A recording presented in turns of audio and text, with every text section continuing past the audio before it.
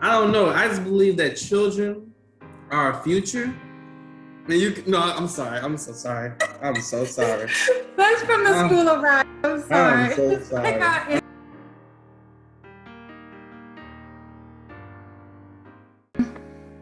Unfortunately, a lot of members of my family are incarcerated.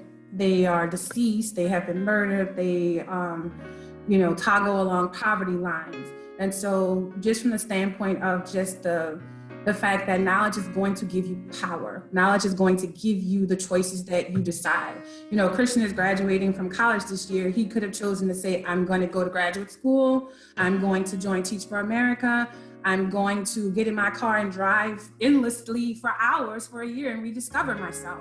But it was the fact that he had all of these opportunities before him to be able to decide what it was that he wanted to do. And so within my family, it's just a standard. It's the standard that we are going to go to school, we're going to read books, we're going to strive to do our very, very best in all it is that we do, because we want to be able to be in a place to make decisions and not be limited by our choices because of the limitations that not having a quality education can do for us. We know, of course, that there are people who are successful who don't have college degrees, but that is very rare when we think about those of us who are African Americans in this country. So I want to provide power and access to my children, and I know that education does that.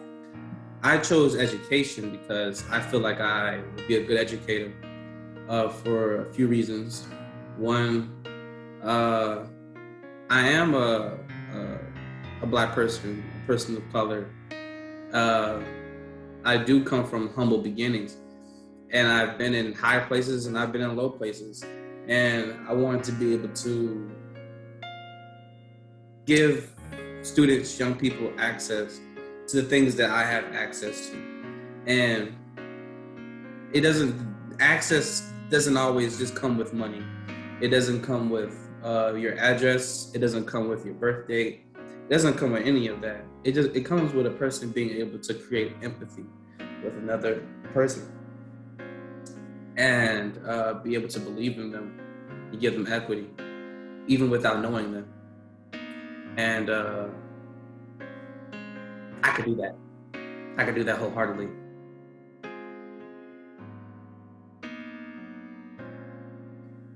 Education is a essential service, and I want to get it right. But at the end of the day, I work for the students, and I need to be able to know them to be able to service them.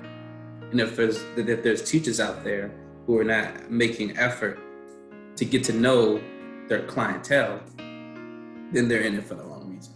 But I know that that's the reason why I'm doing it, and that's why I feel like I'll be good at it. I tell you something else too. I was talking to him this weekend about the classroom. So, I'm ready because I've had the classroom for a while. So I get to have my classroom again, so I'm going to decorate it. And I was like, I was Googling, I found some Afrocentric, kente cloth type of border for your bulletin boards. And Christian was like, oh, I don't want that, and I would just think automatically that's what he would want. He was like, well, all of my students aren't African-American students. And I want for the space to be representational for everyone and everybody feel included, and it's an inclusive space. And it's just those small things like that to me lets me know that he's going to be a phenomenal and impactful educator. So I'm really, really proud of him.